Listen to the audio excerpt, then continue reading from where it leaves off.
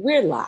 Oh my goodness, this is so exciting. It's the girlfriends coming to you right now at this time. We're coming to check in on you and make sure that we help you, help us, help you get through this pandemic that we're dealing with and all the emotional management that goes with it. Girlfriends, I just want to tell you that we're coming with you literally real, like no fluff, like seriously, that we're all in it. I got up at 5 o'clock this morning to get to Walmart at 6 o'clock this morning. Ken then and he and I split up. He went to Whole Foods and I went around to get everything we needed. We're trying to get our house completely prepared because his 90-year-old mom is coming with us. Wow. So while we think about and hear about all the things that are going on, I'm just getting very centered with what do we have to do next? What do we have to do next? What do we have to do next? So my advice to you is, yes, be clued in, but don't get stuck and distracted with what you have to do to get prepared. I talked to my niece who's in Italy right now, and she's on major shutdown, and she called me really concerned and very frustrated. And the thing I said to her was, Samia, we need to make decisions. Let's go back. She started going. I said, no, let's go back to number one and let's make that decision. You know, making that one decision made everything else fall in place with all the rest of the decisions. So, you know, as women that are in our positions that we are major with our families, with our communities, we're just coming to you really quickly to say, yes, this is real, but your emotions must be managed in the hard times and the best of times. I'm passing it to Sabrina. Well, thank you, Gloria. Thank you for those tips on managing emotions. Girlfriends, we just wanted to see how you're doing. This is not Friday. We usually come to you on Friday, but this is a special edition because we know that there's some deep concerns out there in the world, and we wanted to just check in and say, you know what? Keep your circle tight and right. Reach out. Talk on the phone. It did my heart good last night. I mean, honestly, I just wanted to hear some relatives' voices. So I got on the phone. I called my Uncle Jerry and Aunt Sonia. I was texting with other family members. Just wanted to make sure that they're okay. Your family members are okay. And also, you guys, learning to, for me, yesterday, I didn't put any makeup on. I didn't do anything to my hair, and I felt like it. My husband's over there laughing. and I watched the news all day, and I was drained by the end of the day. And so I decided that I'm going to have to take the news in spurts. I want to be concerned, but not consumed.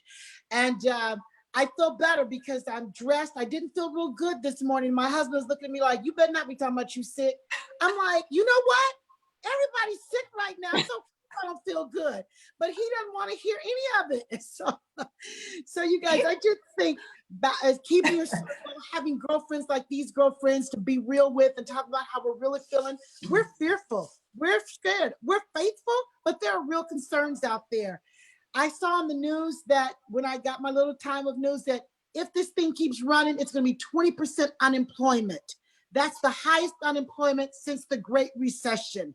And so you know what? Health first. We'll worry about all that later, but right now we've got to stay healthy. So Chrisette, I know you're a little under the weather. We've been praying for you. How are you feeling today? You know what? I'm feeling pretty good. I just have a dry cough. And so, you know, I was really kind of wondering, you know, am I going to jump on this Facebook Live or not? Then I said, no, you know what? This is what girlfriends do. It's realistic. You know, I'm like you, Sabrina. I woke up this morning and, you know, kind of have the sniffles and this cough. And my major concern, and like you said, I mean, we are staying abreast of everything. We're not fearful, but we're taking the necessary precautions. And like you, Gloria, your mother-in-law is coming to stay with you. Well, my 92-year-old dad lives with me. And so I have not been tested or anything because I'm healthy. And it's not like I feel terrible, but I know I have a cough. So I'm just taking the necessary precautions and staying, you know, away from my dad, you know, preparing his food, wiping down with the Clorox, preparing his food, you know, telling him, you know, knocking on his door and saying, Daddy, go down to the kitchen and eat, and let him go in there and he can eat, you know, by himself. You know, Kiera is like, stay away from me, mom, right? And so even with my husband, Chuck, he came home yesterday and we were talking, he brought food home and I said, you know what, you probably want to sleep in the guest bedroom, because I hadn't changed the sheets or anything. And so we gotta do our part. And I think it's important. It's not that I'm not operating in fear. Like I said, I have a cough, but like I told somebody, worst case scenario, if I have it, I'm coming through it. So that's my story and I'm sticking with it. But we still have to take those precautions. Yeah, Absolutely.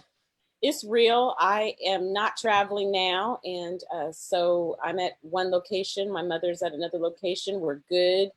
But that concerns me, you know. I mean, I'm FaceTiming her regularly. We did Bible study this morning together, and it was like the words were jumping. I mean, we were reading numbers about a plague and the Midianites and how they handled it and how God brought them through it. And it was real. The two questions last night I did the same thing. I was, I mean, literally something came up on the news and it just flipped and it said, go to YouTube, put on praise music. And I just went into I was still working because I had, by the time, you know, earlier in the day, my mind was racing. It was hard to concentrate. And so I got to a point that I could concentrate and I was able to get some work done. And I said, you know what, I probably could write a book in this time. I probably could do this. And so I started to ask myself 3 questions. What can I control? Who can I serve? And what can I accomplish? Literally, today I wrote down, I organized my jewelry. My jewelry is going to be so organized.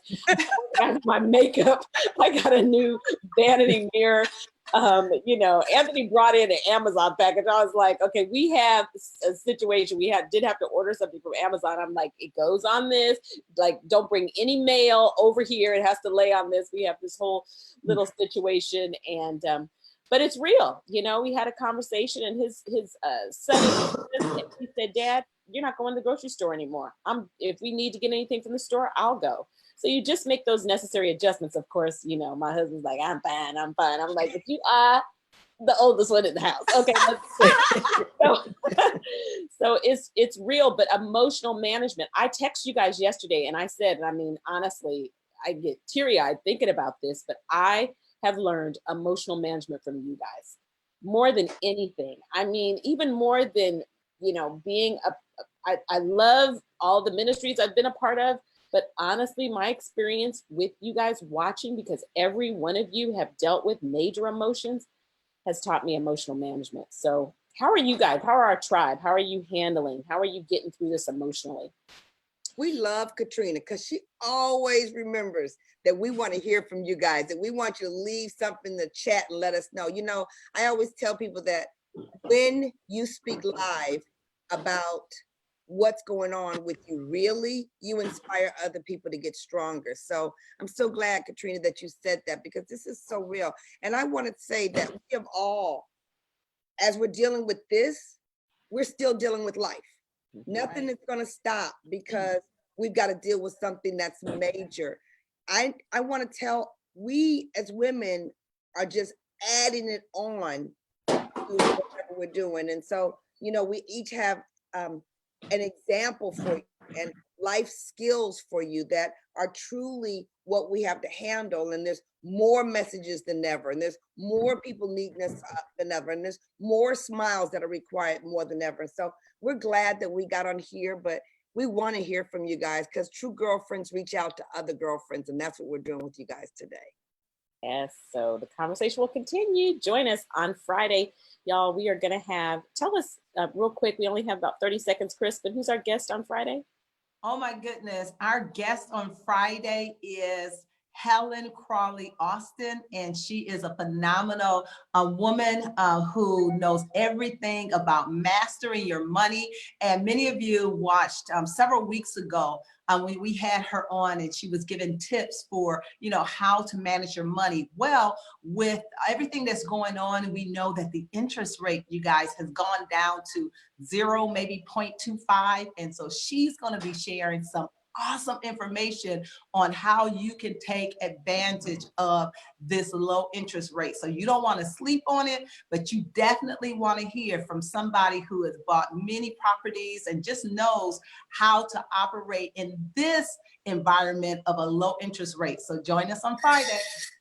All right. Bye-bye, girlfriends. All right. Here, guys. Take care. Feel better. Bye, guys. Love you guys. Thank you. Bye-bye. Bye. Ciao.